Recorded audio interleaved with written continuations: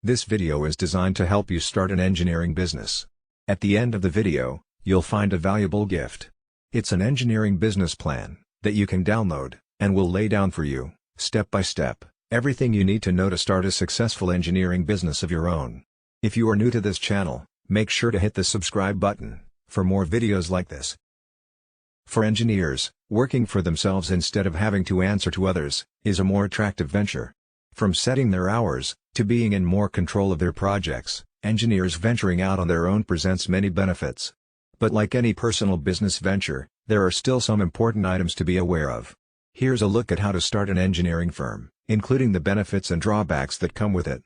The most obvious reason why someone would want to start their engineering firm is full autonomy. They get to be the boss. It's also a great opportunity to make money, much more than they'll make as a manager, especially in merging technology and industries.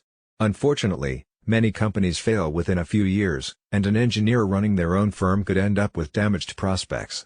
What's more, engineers who start a firm get all the responsibility, accountability, and pressure of being in charge and making decisions. Plus, if something goes wrong, they're on the hook for any mistakes. While there may be nobody above them, they're responsible for their employees' livelihoods and the future of the company. Get insured from the start. While an engineer is going over their business plan and materials and hiring contractors, they should also consider protecting their new firm from the beginning. This is possible with effective engineer professional liability coverage that provides much-needed protection from potential legal, financial, and reputational damage. Even the most prominent engineering firms have run into trouble over time, with claims of negligence. Working with engineer professional liability insurance provides both defense protection in the event of professional negligence allegations and supplemental payments and coverage, designed to assist clients in having to go through a claim. Know the value. An engineer's value proposition tells their clients what they can expect when they work with a firm. It also defines the company's values, which the engineer uses in their branding efforts. It's crucial that they understand their value proposition, because it is their key to attracting customers. An engineer needs to work out what you have to offer to the market, and make sure there is a firm's niche. Know what is needed. Engineering takes in all kinds of discipline. For instance, mechanical engineers build things for their clients. Civil engineers focus their efforts on improving the environment, whereas electrical engineers focus their efforts on the safety and quality of electronic products. Each type of engineer needs their own tools to do their jobs accurately and adequately. An engineering leader will likely see projects through, from design through to prototyping and completion. Every engineering consulting firm startup needs to invest in the tools, materials, and software it needs to do its job well and extensively research and network. Create a business plan. An engineering business plan is a detailed plan of what a business does and how it plans to achieve its goals. Engineers should look at what they have and how this helps to achieve their own goals as a business owner. It's important to be realistic about their starting point, as well as the level of competition in the market. In creating a business plan, an engineer should consider their finances, and understand how much they need to invest in the company to get it going.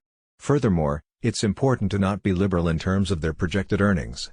This may inflate the business expectations to unrealistic proportions. Make networking connections. It's never too early to make connections with engineering industry influencers. An engineer starting their firm can start building their network from the moment they decide to begin their business. One way this can be done is by attending industry networking events. Networking events may have to be digital for the time being. However, there are plenty of options for engineers to make industry connections, through sites like LinkedIn, a great way to share ideas and connect with key influencers. Get quoting right. A tough task for a new engineering firm is getting its quotes right. This shouldn't be a surprise, however. After all, the firm is new to the industry and hasn't worked with clients directly before. So many different factors come into play, and engineers need to understand what others in the industry are charging. An engineer should also take the client's budget into account, as sometimes a client who can't spend much could clear away to other job opportunities. Ultimately, the best thing to do is ask what others in the industry have completed. This is where networking efforts and knowledge of the industry help. The next part of the video is not specific to an engineering business. Nevertheless, this knowledge is essential for success in the engineering business, as well as in any other business. Ignore it at your own peril. Operating a successful engineering business will depend on the following 4 conventions. 1. A practical plan, with a solid foundation. 2. Dedication, and willingness to sacrifice, to reach your goal. 3. Technical skills. 4. Basic knowledge of management, finance, record keeping and market analysis. As a new owner, you will need to master these skills and techniques if your business is to be successful. Finding a niche. Small businesses range in size from a manufacturer, with many employees, and millions of dollars in equipment, to the lone window washer, with a bucket and a sponge. Obviously, the knowledge and skills, required for these two extremes, are far apart, but for success they have one thing in common. Each has found a business niche, and is filling it. The most critical problems you will face, in your early planning, will be to find your niche, and determine the feasibility of your idea. Get into the right business at the right time, is very good advice, but following that advice may be difficult. Many entrepreneurs plunge into a business venture, so blinded by the dream, that they fail to thoroughly evaluate its potential.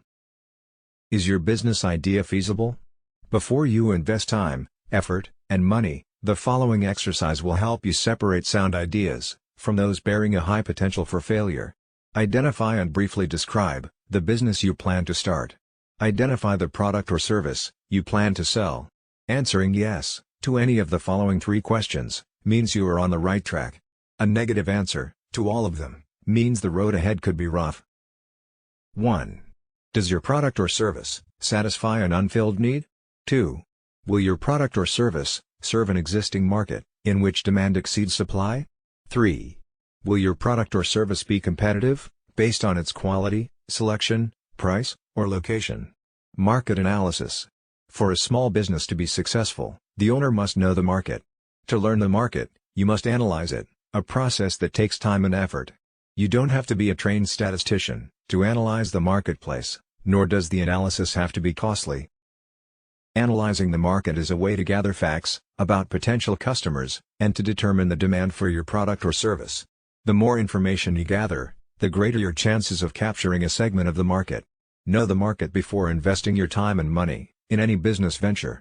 The following questions will help you collect the information necessary to analyze your market, and determine if your product or service will sell. This brief exercise will give you a good idea of the kind of market planning you need to do. An answer of no to any of the questions indicates a weakness in your plan, so do your research until you can answer each question with a yes. 1. Do you know who your customers will be? 2. Do you understand their needs and desires? 3. Do you know where they live? 4. Will you be offering the kind of products or services that they will buy? 5. Will your prices be competitive in quality and value? 6. Will your promotional program be effective? 7.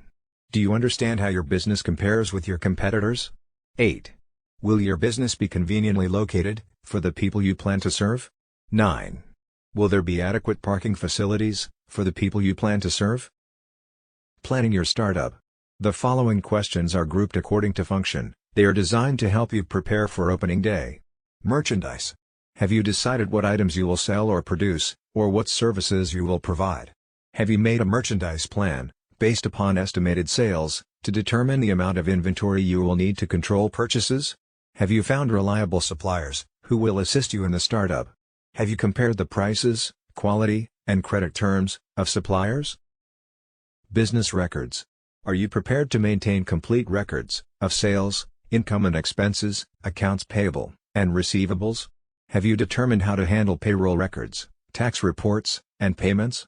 Do you know what financial reports should be prepared, and how to prepare them? Finances. A large number of small businesses fail each year.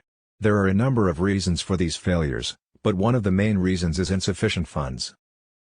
Too many entrepreneurs try to start and operate a business without sufficient capital, money. To avoid this dilemma, you can review your situation by analyzing the following 3 questions. 1. How much money do you have? 2. How much money will you need to start your business? 3. How much money will you need to stay in business? In order to answer the second question, how much money will you need to start your business?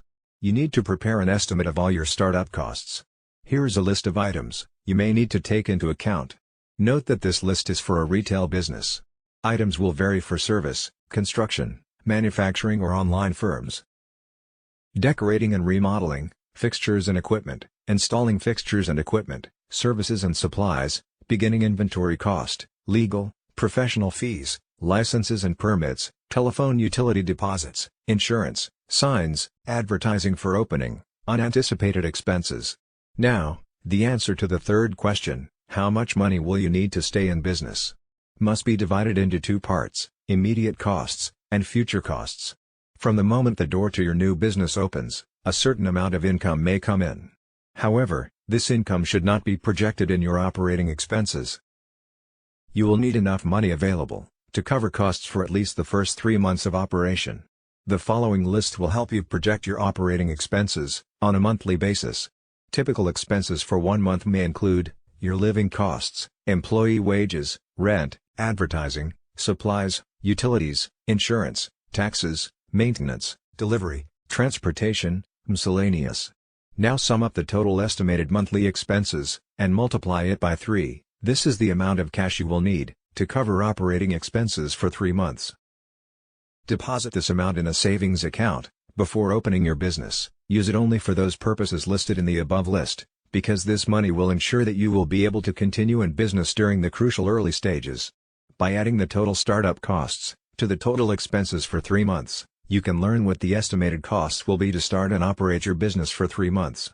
By subtracting the totals of the lists from the cash available, you can determine the amount of additional financing you may need, if any.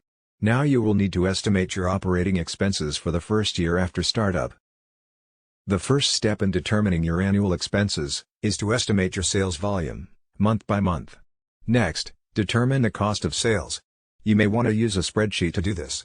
After startup, the primary source of revenue in your business will be from sales, but your sales will vary from month to month because of seasonal patterns and other factors. It is important to determine if your monthly sales will produce enough income to pay each month's bills. An estimated cash flow projection will show if the monthly cash balance is going to be subject to such factors as the following: failure to recognize seasonal trends, excessive cash taken from the business for living expenses, too rapid expansion, and slow collection of accounts if credit is extended to customers. Conclusion: if you have carefully answered all the questions in this video, you have seriously thought about your goal. However, there may be some things you may feel you need to know more about. Owning and running an engineering business is a continuous learning process. Research your idea, and do as much as you can, yourself, but don't hesitate to seek help from people who can tell you what you need to know. As we conclude this video, it's time you get your free engineering business plan gift.